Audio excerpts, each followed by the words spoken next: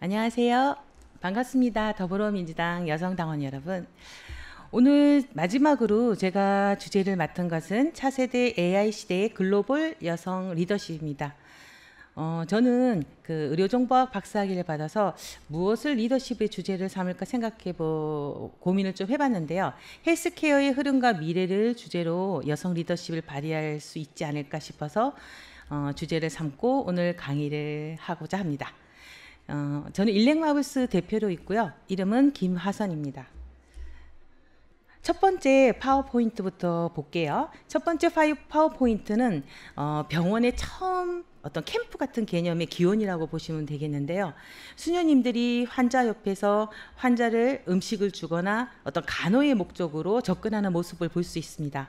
이때 1700년도에는 환자를 치료하는 개념보다는 행여 환자들이나 그리고 호스피스, 지금 같은 경우에 암 환자 같은 경우에 이제 호스피스 개념으로 접근해서 영적 간호를 하는 데 집중했다고 보시면 되겠습니다. 그 다음 페이지를 한번 넘어가 볼게요. 다음 페이지에는 의사가 환자를 쳐다보고 있는 그림이 있습니다. 이때는 1800년대 이후에는 실제로 의사라는 직업이 전문직으로 이제 승인이 되면서부터 이제 병원이란 개념보다는 환자가 있는 곳으로 직접 방문해서 환자의 증상을 관찰하고 치료약을 처방을 하는 개념을 볼 수가 있겠습니다. 지금 그림을 살펴보면 환자가 땀을 흘려서 그런지 옆에 물수건이 있고 간호를 하는 어떤 뒤에 있는 여성분이 쓰러져서 주무시고 계시죠. 의사는 지금 환자의 증상들을 보면서 골똘히 쳐다보면서 어떠한 증상이 있고 어떠한 처방을 내면 환자의 증상이 가라앉을지를 고민하고 있는 사진이 되겠습니다. 그 다음 사진을 보겠습니다.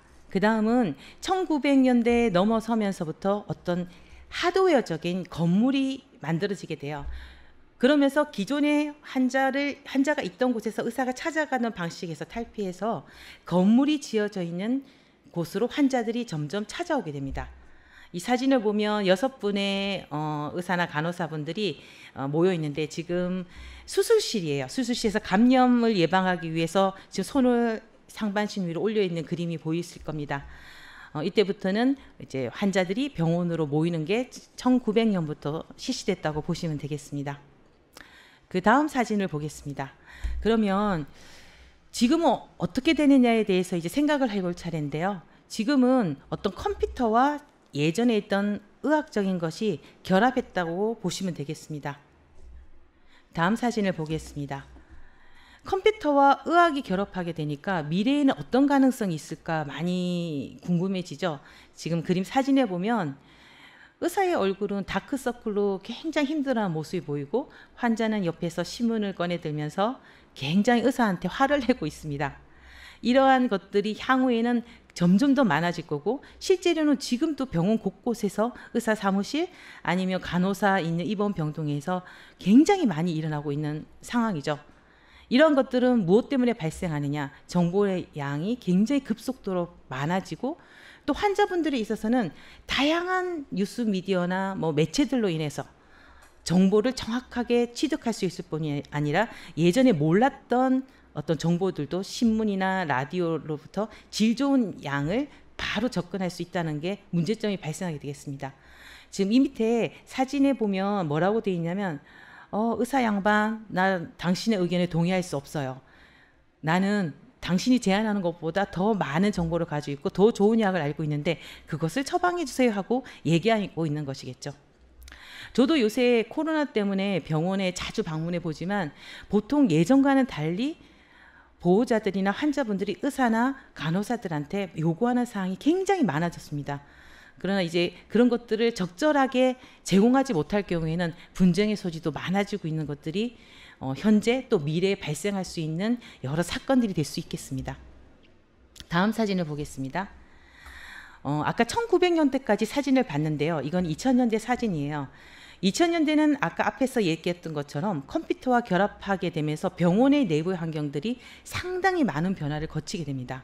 지금 사진에 보면 나이가 드신 간호사 그리고 뒤에 보면 어떤 예쁜 젊은 여자분이 있는데 아마 이분도 간호사일 가능성이 높겠죠. 컴퓨터 노트북을 들고 이렇게 치고 있는데 이제 아무래도 연세가 드신 간호사다 보니까 이제 우리가 얘기하는 독수리 타법으로 워드를 치고 있겠죠. 다음 페이지를 보겠습니다. 다음 페이지는 컴퓨터가 어떤 식으로 도입되어 있는지 확인하는 그림을 이제 프로그램으로 나타냈는데요. 1900년도에 병원이라는 어떤 건물이 세워진 이후로 2000년대는 컴퓨터가 도입되기 직전에는 우리가 알다시피 종이로 된 차트, 의무기록지를 많이 사용했습니다. 이 그림의 하단에 보면 3명의 남자분들이 지금 열심히 뭐를 치우고 있어요. 그 이유는 뭐냐면 차트가 있는 책장이 지금 무너져서 도미노처럼 의무기록이 다 쓰러져 있기 때문에 이 의무기록을 빨리 수습해야 환자 진료를 할 수 있기 때문에 3분이 나서서 이 처리를 하고 있는 것이겠습니다. 2000년대 초반에 이제 컴퓨터로 시스템이 옮기기 전에는 우리나라의 대형 병원 아산, 서울대병원부터 해서도 이런 의무기록을 다 사용했었고요. 이 의무기록이 어떤 의무기록사의 실수로 의해서 무너질 경우에는 외래 진료가 4시간 이상씩 지체되는 경우도 발생해서 뉴스 미디어나 뉴스 신문 기사에도 실려서 굉장히 웃음을 자아내는 일도 굉장히 많이 발생했었습니다. 2000년대 후반이 되면서 요 위에 맨 위에 보이는 의사 선생님이 어떤 영상을 가지고 있는 컴퓨터 시스템 2대와 영상은 보이지 않는 보이지 않는 걸로 3대의 컴퓨터를 두고 업무를 하고 있는 걸 보이고 있습니다. 우리나라도 이미 옛날에 필름을 가지고 병원을 돌아다니는 시대는 이미 지났고요. 거의 대부분 90% 이상이 영상 시스템, 영상 저장 시스템, 일명 보통 팍스 시스템으로 병원을 움직이고 있습니다. 이것 때문에 굉장히 좋은 분들은 예전에 인턴 선생님이라고 할 수 있겠죠. 보통 예전 인턴 선생님들이 위에 있는 진료 과장님들의 이제 오다에 따라서 영상들을 찾아서 이리 헤매고 저리 헤매고 이런 일들은 지금은 아마 거의 찾아볼 수 없을 겁니다. 이런 획기적인 병원 내의 환경 시스템이 컴퓨터를 만나면서부터 시작된 것을 이 그림으로도 충분히 알 수 있어요. 다음 페이지를 보겠습니다. 자, 그렇다면 우리는 이렇게 생각할 수 있어요. 기존에 우리가 사람 머리로만 어떤 헬스케어를 진행해 나갔는데 지금은 컴퓨터와 결합했기 때문에 좀 더 좋은 환경에서 좀 더 좋은 진료를 받고 그리고 처방도 빨리빨리 받을 거라고 생각하죠. 그러나 아직까지는 그러지 않은 경우가 많습니다. 다음 파워포인트를 보면 그런 게 있는데요. 과거에는 이래요. 야, 좋은 훌륭한 시스템이 나타나면 나는 감기약 같은 거 내 DNA가 뒤에 있는 칩을 딱 자판기에 넣으면 나한테 맞는 감기약이 딱 떨어질 거라고 생각하죠. 그러나 지금은 많은 컴퓨터 시스템이 우후죽순 생겨났지만 실제로 내가 원하는 시스템이 없는 경우가 많습니다. 고민에 빠지게 되죠. 자, 다음 그림을 또 보겠습니다. 그래서 사람들이 이렇게 생각한 거예요. 예를 들면 컴퓨터 프로그래머 엔지니어와 실제로 병원의 전문직들, 의사나 간호사, 또 요새 보면 또 여러 가지 직종의 방사성사 물리치료사들, 그 안에서 내부적으로 전문가들이 모여 있는 분들 간에 의사소통이 어딘가에 문제가 있다고 생각하게 됩니다. 그래서 이분들과는 서로 의견이 틀려요. 컴퓨터 엔지니어 분들은 우리가 잘 아는 프로그래머 랭귀지로 얘기를 하겠죠. 하지만 프로그램 랭귀지에 대해서는 의사 선생님들이 알아듣지 못합니다. 또 의사들이 얘기하는 의학 전문 용어를 컴퓨터 엔지니어는 전혀 알지 못하는 상황이 발생하게 됩니다. 그렇다면 전문가들과 이 전문가들의 갭을 줄여줄 수 있는 방법이 없을까? 학계에서는 또 연구를 하기 시작했어요. 그래서 이 누군가는 이 둘 간에 깊숙하게 서로 의사소통을 못하는 부분을 연결시켜주는 전문가가 있으면 좋겠다 해서 만들어진 게 이제 의료정보 전문가입니다. 그래서 저도 의료정보학과 관련된 그 학위를 했기 때문에 저도 좀 약간 자부심 있게 의료정보 전문가라고 얘기할 수 있겠습니다. 쉽게 얘기를 드리자면 이런 경우가 있어요. 당뇨 수치라는 게 우리 당뇨병 환자들도 많지 않습니까? 당뇨 수치를 전송하기 위해서 당뇨 숫자가 100이라는 숫자가 나왔습니다. 자, 컴퓨터 엔지니어 입장에서는 100이라는 숫자를 컴퓨터 시스템에 넣을 때 100이라는 숫자를 넣게 되겠습니다. 자, 이 100이라는 숫자를 가지고 다른 병원에 A라는 병원에서 B 병원으로 이 수치를 전송한다 치면 자, 저쪽 병원에 100이라는 숫자를 던졌을 때 그 컴퓨터 엔지니어 입장에서는 이 100이 혈당 수치로 넣은 당뇨 수치인 것인지 아니면 콜레스테롤 수치인 것인지 그 사람의 키인 건지는 전혀 알 수가 없어요. 그걸 알게 하려면 이 100이라는 숫자에 대한 어떤 인덱싱이라든지 제목을 붙여주지 않으면 알 수가 없게 되겠죠. 그래서 이 컴퓨터 일반적인 전문가가 아니라 이 둘을 이해할 수 있는 의료정보 전문가라면 이 100이라는 숫자를 이해할 수 있는 어떤 인덱싱을 붙여서 전송할 수 있는 방법을 제안을 하게 됩니다. 좀 많이 어려운 학문이기도 하겠죠. 하지만 이 둘 간의 갭을 줄여줌으로써 우리 보통 국민들이나 그리고 또 여러 사람들한테 실제로 가치 있는 값을 전달할 수 있는 전문가라고 할 수 있겠습니다. 그 다음 페이지를 보겠습니다. 자, 이럼에도 불구하고 지금 우리 온 세계가 코비드19에 쌓여 있기 때문에 불확실성, 헬스케어에 대한 커지는 불확실성은 어쩔 수가 없는 것 같습니다. 또 코비드19 지금 화이자 접종 후 지금 사망했다는 다음 페이지에 이제 파워포인트가 존재하는데요. 저도 화이자를 2차까지 맞았어요. 맞았는데 1차 때 굉장히 심하게 3일 동안 근육통을 앓았고 2차 때도 1차 때와 마찬가지로 앓았어요. 많이 앓았는데 지금은 보면 백신을 맞은 뒤에 사망하거나 뇌경색이 있다든지 이러한 사람들이 많이 지금 나오고 있거든요. 그렇게 되니까 일반 국민들은 이거를 맞아도 되는지 의심을 품는 사람들도 있고 또 젊은 사람들 같은 경우에 특히 부작용이 있기 때문에 될 수 있으면 접종 시기를 늦춘다든지 뭐 이런 경우도 많이 발생하고 있습니다. 지금 이 페이지에 보면 9월 13일이니까 얼마 되지 않은 신문 기사임에도 불구하고 광주서에는 기저질환이 전혀 없는 30대가 백신을 맞고 심근경색으로 판정을 받았고 김포에서도 20대 화이자 1차 접종 후에 5일 뒤에 그냥 숨진 채로 발견돼서 누구에 의해서 발견된 경우도 있습니다. 그리고 또 아버지가 두 아들을 둔 아버지가 얼마 전에 또 바로 돌아가셔서 슬픈 얘기들이 뉴스 미디어를 통해서 많이 나오고 있습니다. 자, 그렇다면 이 백신을 맞아야 될지 말아야 될지 이런 것도 상당히 불확실한 상황입니다. 하지만 이제 정부에서는 이렇게 얘기해요. 안 맞는 것보단 맞는 게 더 이익이 많다고 얘기를 하죠. 그래서 저도 맞긴 했지만 아마 당원 여성분들도 다 맞았을 거라고 생각이 들어요. 자, 그런데 또 문제가 또 있어요. 백신을 맞는 문제도 존재하지만 지금 어제 보니까 문자가 오늘 아침에 탁 왔는데 대구시에 그 오늘 확진자가 150명이 넘었어요. 154명이라고 나오고 있는 거 보고 상당히 놀랐습니다. 조만간 있다가는 뭐 일일 환자 수가 3,000명이 넘지 않을까 하는 불안감에도 지금 쌓이고 있어요. 이런 상황에서 보면 확진자 중에서도 가벼운 확진자도 있지만 굉장히 쉽게 말하면 무거운 중증 환자들도 존재하게 됩니다. 이러한 중증 환자들을 위해서는 병상이 굉장히 많이 필요한데 이 병상이 다 차게 되면 실제로 우리가 가지고 있는 질환자들은 그 병상에 입원할 수 없는 문제점이 존재하게 돼요. 이러한 것도 이제 코비드19가 가지고 있는 불확실성 중에 하나라고 할 수 있습니다. 다음 페이지를 보면 아까 앞전에 제가 설명드렸지만 이제 코로나 백신을 지금 맞고 있는 와중에 10월 둘째 주부터는 또 독감 백신을 맞아야 되는 이제 기로에 서 있게 돼요. 이제 독감 백신은 이제 정부에서는 10월 12일부터 75세 나이 있는 환자부터 접종을 하게 되는데 이 접종을 어떻게 해야 될지 또 궁금하신 분이 굉장히 많거든요. 이제 코로나 백신하고 독감 백신을 같이 맞아도 된다 하고 정부에서는 발표를 했어요. 그러면 코로나 주사는 왼쪽에 맞고 독감은 이제 다른 팔에 맞아라 하고 나와 있는데 근데 코로나를 맞으면 상당히 아프거든요. 아픈데 예를 들면 독감 백신으로 인한 부작용인지 코로나 백신으로 인한 부작용인지 같이 맞게 되면 판단하기가 되게 어려운 상황에도 놓일 수도 있습니다. 그럼에도 정부는 그렇게 발표하니까 국민들 입장에서는 또 되게 불확실성에 쌓여서 되게 힘든 상황에도 지금 놓이게 되는 상황이 됐습니다. 다음 페이지를 보겠습니다.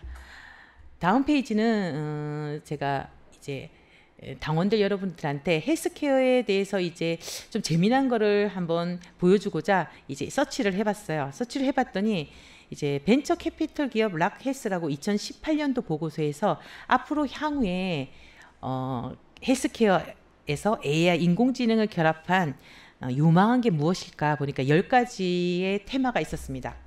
근데 보통 뭐 보안, 시큐리티 이런 것들은 상당히 어렵잖아요. 저희가 접하기에는. 그래서 제가 우리가 쉽게 접할 수 있는 부분에서 헬스케어와 AI가 뭐가 있는가 확인하기 위해서 딱 4가지만 추출해서 오늘 가지고 왔어요. 자, 다음 페이지를 보겠습니다. 첫 번째는 로봇 수술을 가져와 봤습니다.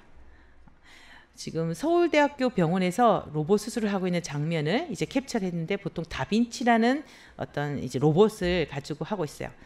굉장히 좀 기존 수술과는 다른 모습을 보이고 있죠. 기존 수술을 보면 환자가 누워있는 상태에서 의사들이 바로 근접해서 그러니까 배를 가르거나 복강경 수술을 통해서 이제 수술을 하게 됩니다. 근데 이거를 보면 집도의가요 환자하고 같이 있지 않아요. 거의 떨어져서 혼자 무슨 게임을 하는 것처럼 조작을 하고 있습니다.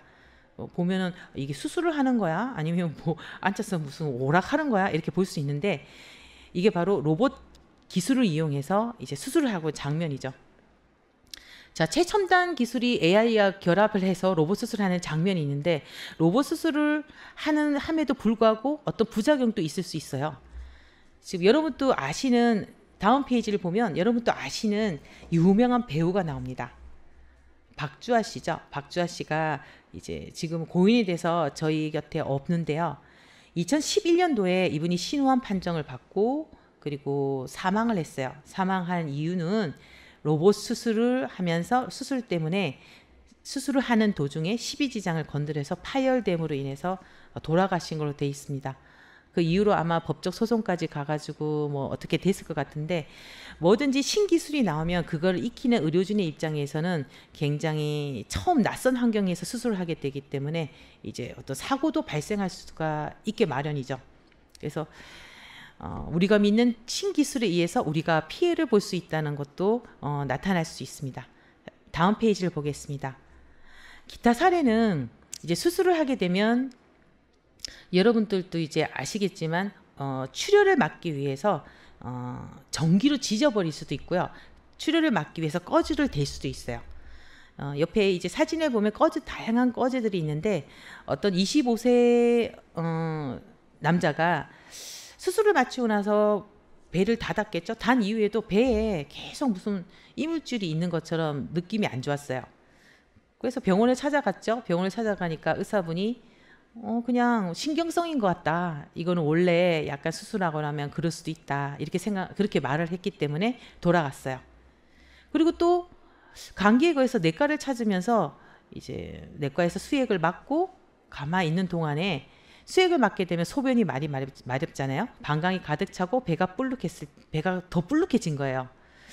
그러면서 그때 내과 의사가 배를 이렇게 만져보니까 이거는 방광에 찬 오줌의 느낌이 아닌 거예요. 뭔가 꽉 차 있는 느낌이 나서 그때서야 이제 초음파를 한번 해보지 않겠습니까?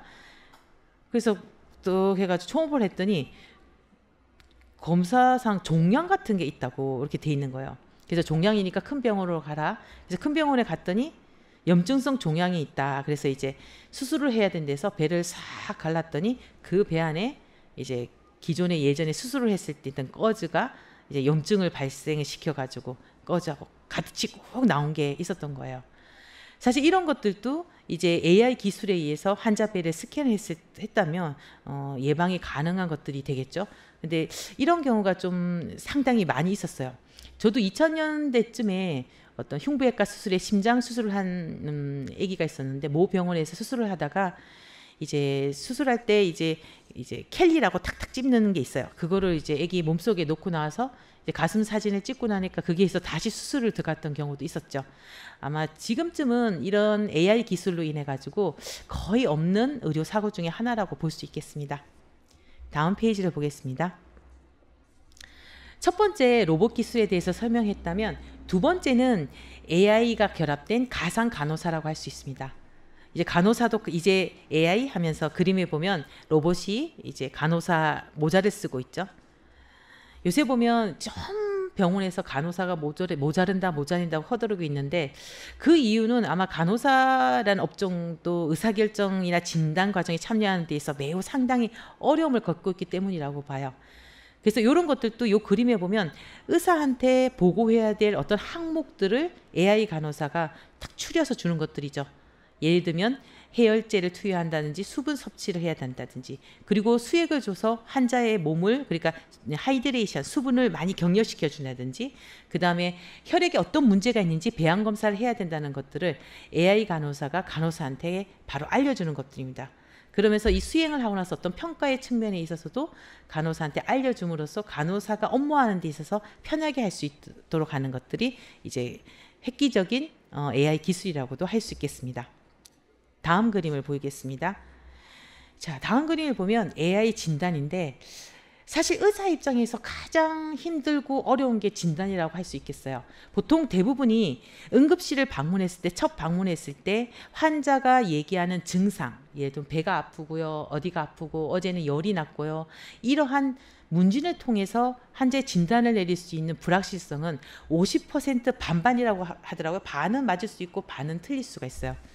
무슨 무당 같은 개념인데, 그렇다면 의사는 어떤 식으로 진단에 접근해 나가냐면, 여러분들 병원에 가면 피도 뽑고 CT라는 것도 찍고 엑스레이, MRI 다양한 검사를 하지 않습니까? 검사를 통해서 쉽게 말하면 지금 앞에 얘기했던 그 불확실성 돼 있는 것들을 점점 확실해져 나가는 과정을 거치면서 이 사람의 진단을 예측하고 그리고 결정을 내리는 과정을 거치게 됩니다. 근데 만약에 AI가 진단을 해준다면 굉장히 빠른 시간 내에 환자가 진단을 받고 적절한 처방을 해서 빨리 나을 수 있는, 그죠, 장점이 생길 수 있겠죠. 그래서 앞에 여기 그림을 보면 내 몸을 진단해 준다, AI가 도와준다, 그러면서 AI가 요새 나와 있는데, 옆에 그림에 보면 AI 로봇이 유방암 환자의 유방이 어디 있는지를 지금 예측을 해갖고 지금 진단 과정을 거치고 있는 사진을 보이고 있습니다. 그래서 제가 이제 좀 여러분들 되게 어려운 얘기를 해서 이런 것들이 영화로 나온 사례가 있더라고요. 그래서 영화가 두 건이 있어서 제가 한번 소개를 시켜볼 테니까 여러분들 집에 돌아가셔서 보지 않았던 영화를 하면요, 이 영화를 한번 보시면은 정말 재밌고 재밌을 거라고 생각됩니다. 더 아일랜드라는 영화가 2005년도에 개봉이 됐으니까 지금으로부터 거의, 그죠, 20년 가까이 전에 이러한 영화가 개발이 됐어요. 지금 보면 첫 번째 사진에는 어떤 인간을 만들어내는 모습이 보이고, 밑에 하단의 사진을 보면 꼭 무슨 애벌레처럼, 그죠, 사람들이 여러 명이, 수십 명이 지금 만들어지고 있는 게 보입니다. 옆에 오른쪽 사진을 보면 사람들이 걸어다니고 있는데 이거는 인간 복제, 그래, 클론들이에요. 이 클론들은 이렇게 희망을 하는 거죠. 어떤 이제 감옥 같은 데서 가둬져 있는데 밖의 세상은 핵 전쟁으로 해서 오염이 돼 있다. 우리들은 그거를 보호받기 위해서 이 시설에 가둬져 있고, 그리고 몇 명만은 테스트를 거쳐서, 이 테스트라는 것은 완전한 인간 그 개체를 말해요. 이들은 항상 매일 아침 9시마다 소변 검사를 하고요. 그 다음에 신체를 계측하는 어떤 계측기에 들어가서 건강 검진을 받게 됩니다.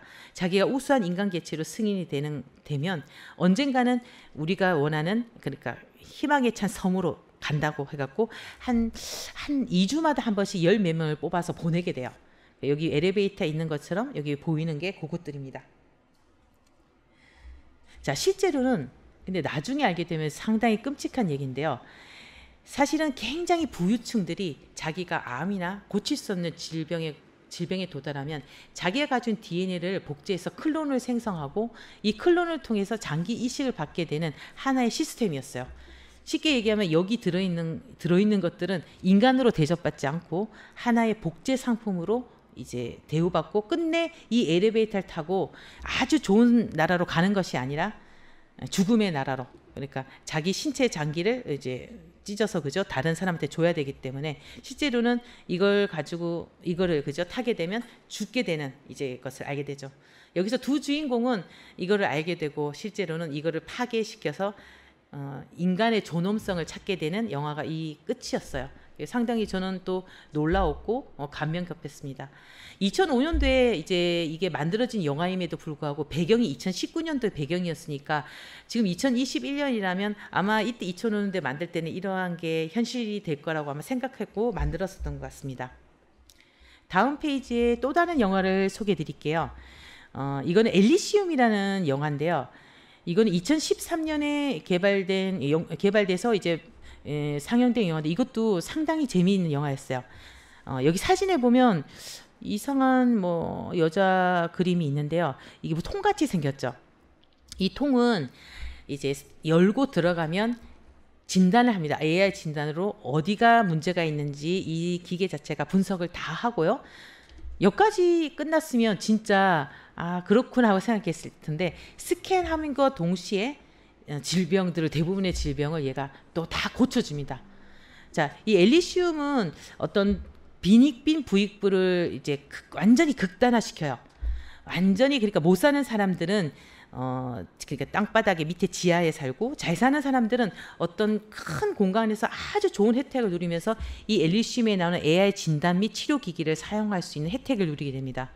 주인공은 굉장히 큰 뭐 부상을 입었는데 죽기 직전에 이 엘리시움 이제 여기 들어가서 이 진단 기기 및 치료를 통해서 살아나게 되죠. 그러면서 이제 빈익빈 부익부를 이제 깨고 새로운 나라를 건설하자는 게 아마 이 영화의 마지막이었던 걸로 저는 기억하니까 여러분도 한번 보시면 AI 진단 기기나 치료가 어떤 것인지 한번 보실 수 있을 거라고 생각됩니다.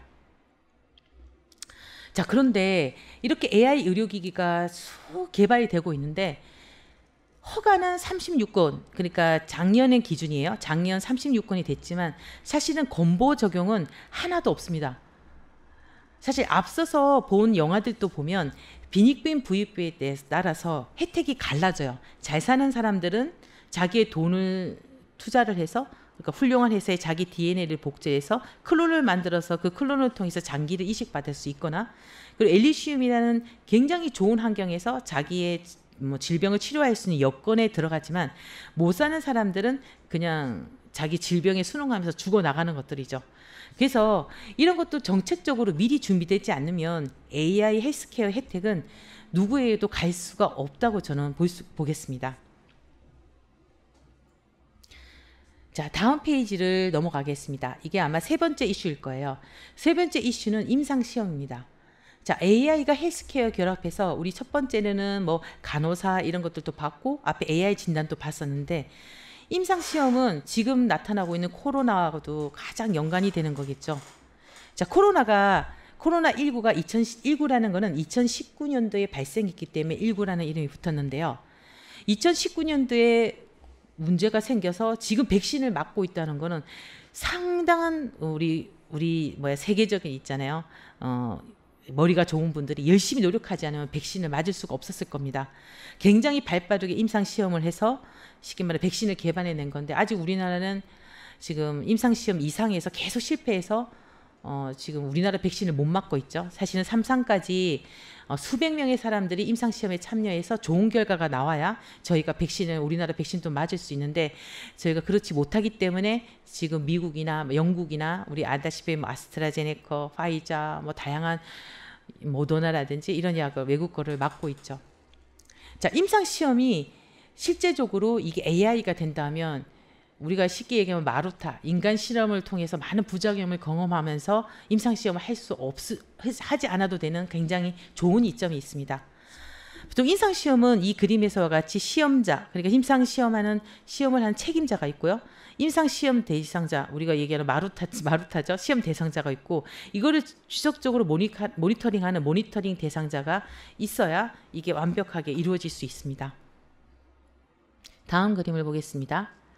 자, 이 그림은 뭘 얘기하는 거냐면 지금같이 임상시험이 이제 약간 골격이 나면서 규격화되기 전에는요, 상당히 많은 인간들이 실험 대상으로 죽었습니다.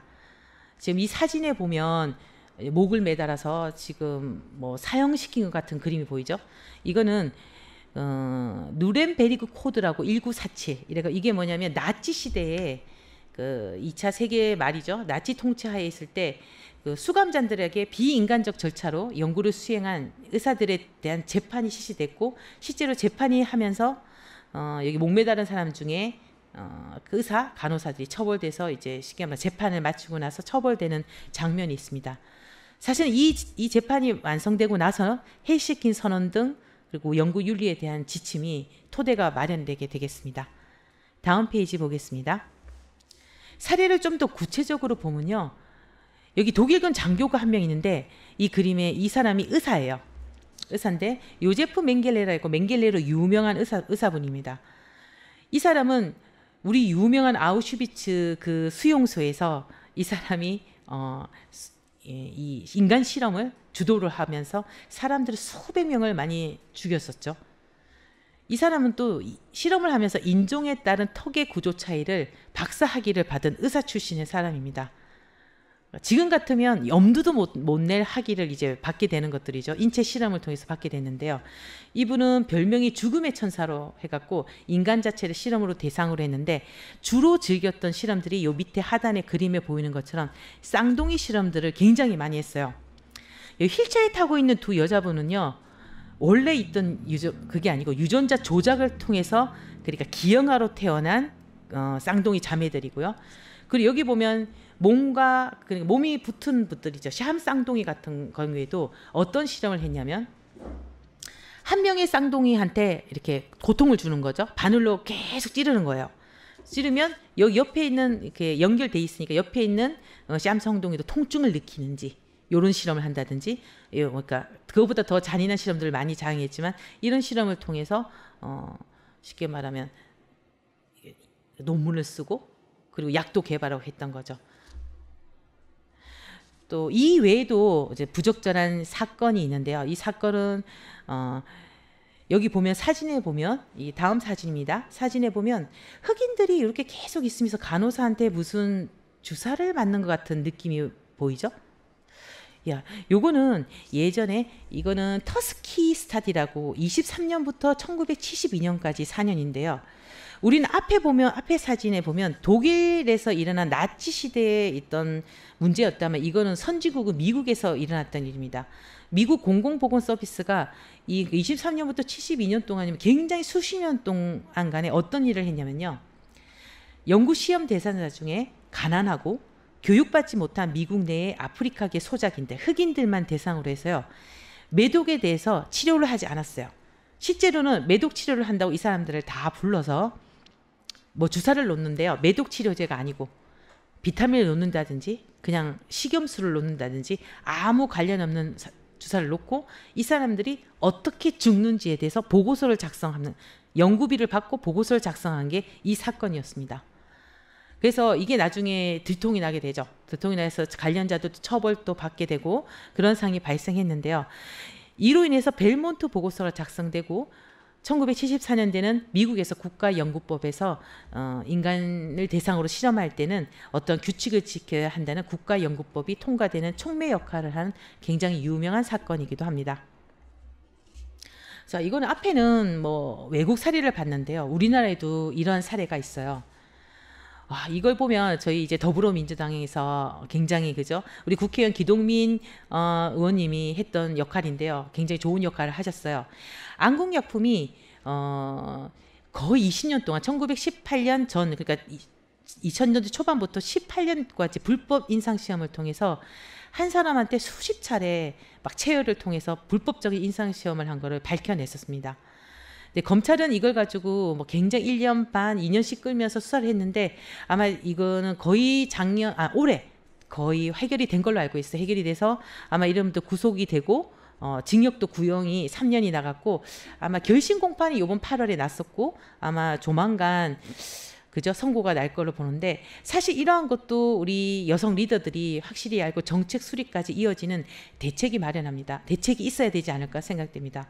근데 이렇게 어떤 문제점이 발견되면 실제로 이러한 사건이 구형되고 대책까지 마련되는 것까지 너무 많은 기간이 걸리는 일들은 전문가가 많이 없어서라는 생각도 많이 들고 있는 게 제 생각입니다. 또 더 웃긴 사례도 있습니다. 이거는 역사례라고 하는 역사례라 그래가지고 이 사례처럼 불법적인 사건이 아니다라는 뜻이 아니고요.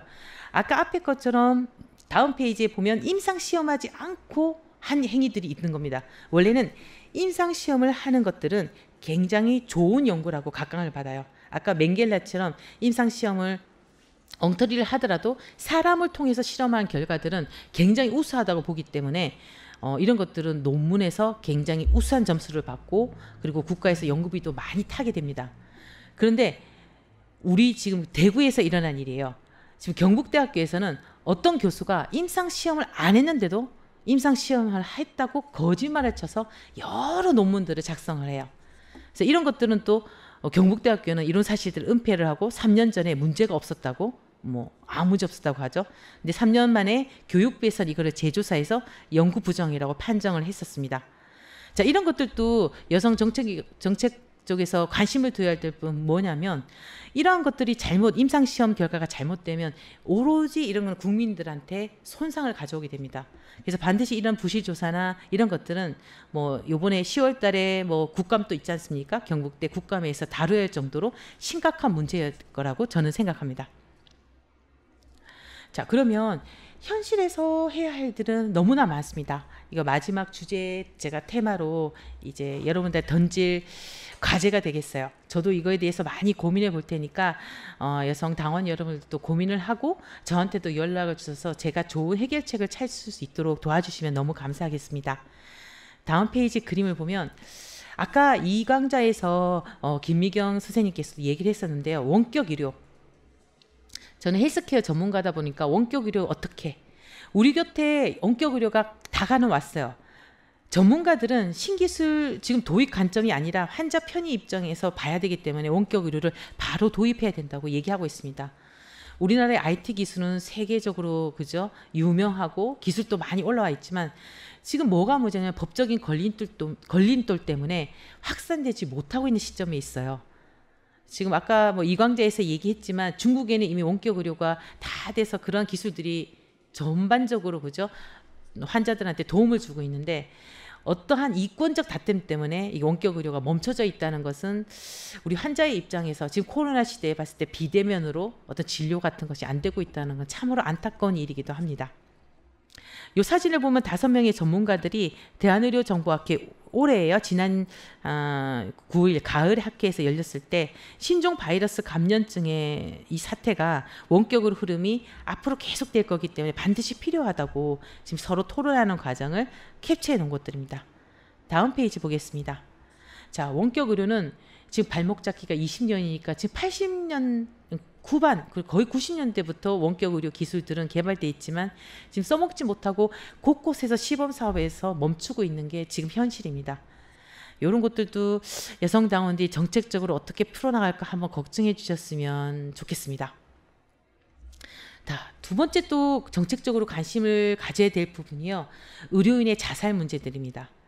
지금 이것도 2021년 9월 23일이니까 얼마 안 된 시점에 제가 뉴스를 캡처한 건데요. 코로나19 때문에 경무 때문에 자살을 한 간호사가 있었어요. 이한나 간호사라고 아마 이분이 부산의 어떤 구에 소속된 간호사로 알고 있는데 기존에 안 하던 일을 업무 부가가 한 서너 번씩 늘고 계속 당직을 이어갔고 그리고 이분이 간호사 한 지 얼마 안 되는 약간 병아리 간호사였나 봐요. 한 2, 3년.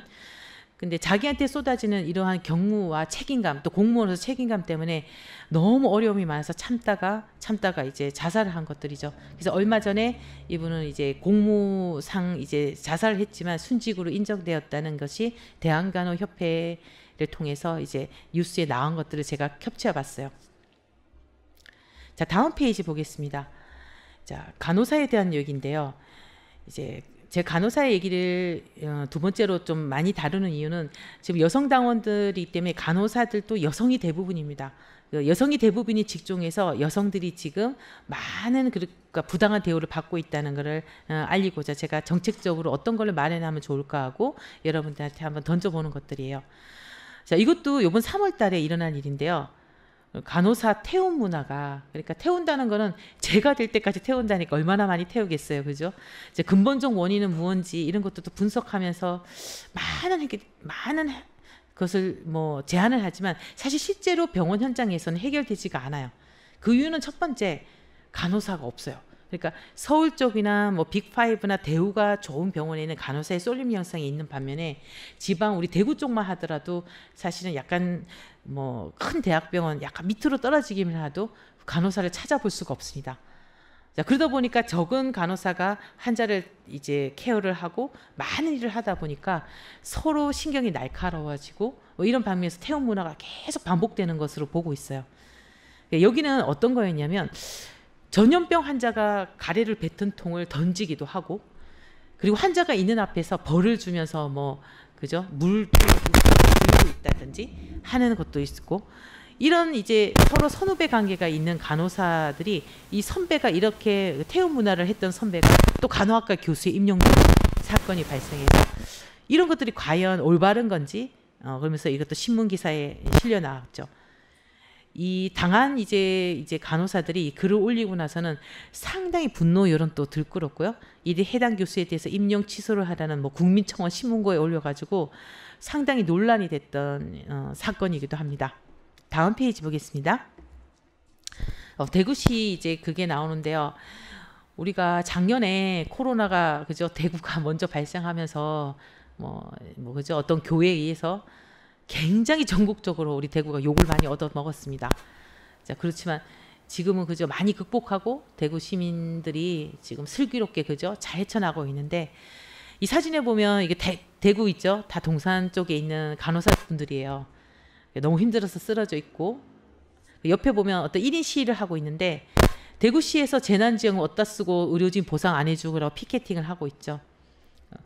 이제 그러니까 뭐냐면 희생과 봉사는 지금 1년 넘게 강요를 해왔지만 이들에 대한 적정한 보상이 안 되고 있다는 데에서 간호사들이 힘듦에도 불구하고 이제 시위를 하고 있는 것들입니다. 자, 그렇다면 코로나19 때문에 미국의 경우는 어떤지 한번 제가 사례를 찾아봤어요. 미국에는 코로나 때문에 자기네들도 감염될까 봐 간호사 그만두는 경우가 많이 발생하게 되었죠. 저희도 마찬가지겠고요. 그 간호사 인력이 귀하고 현장에 최일선에서 환자랑 직접 이렇게 다투기 때문에 코로나의 감염률이 높기 때문에 그 전에 있던 급여보다 70%가 급여가 상승했다고 합니다. 근데 원래 미국은 급여가 굉장히 많아요. 한국보다 원래 인정되는 부분이 많기 때문에. 그래서 여기 보면 카카오톡으로 캡처된 부분이 있는데 보시면 일주일에 60시간 일한대요. 걔네들은 8시간 이제 상교대 근무가 아니고 12시간 근무를 알고 있어요. 하여튼 그래서 일하면 6,000불이니까 하나로 계산하니까 한 700만 원이 넘어요. 근데 이게 이제 물어보죠. 헉, 월급이 700만 원이야? 그랬더니 아니, 주급이 700만 원이면 한 달이면 얼마겠어요? 모르겠죠. 우리나라 간호사 급여가 한 10배라고 봐야 되겠죠. 지금 상황이. 그래서 이렇게까지는 이제 아니더라도 적정한 대우를 받는 여성 직업군이 저는 되었으면 하는 바람도 있습니다. 자, 그 다음에 또 다른 문제가 있어요. 간호사뿐만 아니라 의료인, 의사의 부재도 있습니다. 지금 이제 의료인의 부재는 이제 다음 페이지에서 보고 있는데요. 이제 경상북도 의성군의 어떤 분이 오토바이를 타고 집으로 돌아가던 중에 차량 사고로 인해 갖고 탁 부딪혀요. 처음에 부딪혔을 때는 그리 큰 부상이 아니었어요. 그리고 근데 아내의 상태가 더 심각해서 119 차를 타고 그 병원 의성군에 있는 응급실로 갔지만 그 동네에 있는 응급실은 갈 수가 없었어요. 왜냐하면 치료를 할 의사도 없었기 때문에 30km나 되는 이웃 도시로 또 가게 됐죠. 그러면 1시간 급한 상황에서 30km를 가는 동안 30분이 넘는 동안에서 아내가 숨진 이제 사례가 있었습니다. 지금 우리나라의 의료인의 그러니까 쏠림 형상은 아까 간호사뿐만 아니라 의사의 경우도 대도시에 집중돼 있고 이렇게 소도시에는 전문의가 부족한 상황이 너무 많아요. 그래서 응급 상황에서 진료를 못 받고 이제 병원을 떠돌다 돌아가시는 분들도 상당히 많습니다. 자, 이러한 경우를 보면 AI 시대와는 너무 동떨어진 상황이 이제 있다는 것도 여러분들은 아마 감안하셔야 될 걸로 판단됩니다. 다음 페이지 보겠습니다. 다음 페이지가 이제 마지막이네요. 그래서 여러분들 아무리 의료인의 경우에 이렇게 아까 AI 진단이라든지 AI 기기를 통해서 우리가 첨단 서비스를 헬스케어에서 받는다 하더라도 실제로는 따뜻한 사람의 손길, 초코파이에 있듯이 사랑의 정이 없으면 안 되는 시기입니다. 그래서 앞서 봤지만 간호사가 따뜻한 한마디, 의사가 손을 잡고 위로해주는 한마디, 아무리 대체하는 로봇 기술보다 사람이 품어나올 수 있는 이러한 정이 있어야 우리는 이 세대를 그저 사다나갈 수 있는 힘이 될 수도 있습니다. 그러기에 모자라는 의료인의 부재, 그리고 또 우리 아까 원격 의료를 해야 되는 섬이나 독도에 사는 어떤 어려운 사람들에게 진료를 혜택을 누릴 수 있는 다양한 정책들이 있어야 우리 사람의 정을 온 국내, 온 우리들에 쏟을 수 있지 않을까 하고 제가 마지막으로 이야기 드리면서 여러분들의 아이디어를 제가 모으고자 합니다. 마지막 페이지에 보면 고맙습니다 하고 제 메일 주소가 있는데요. 메일 주소는 다스플라 그리고 골뱅이하고 다음 답넷입니다. 여러분들 당원 중에 이 정책적 의견이 있으시면 제가 의료정보 전문가로 정책을 발제할 때 도움이 될 수 있도록 다양한 의견을 주시면 제가 적극적으로 아이디어를 내서 좋은 정책을 많이 만들 수 있도록 노력하겠습니다. 지금까지 제 강의를 들어주셔서 너무 감사합니다. 고생하셨습니다.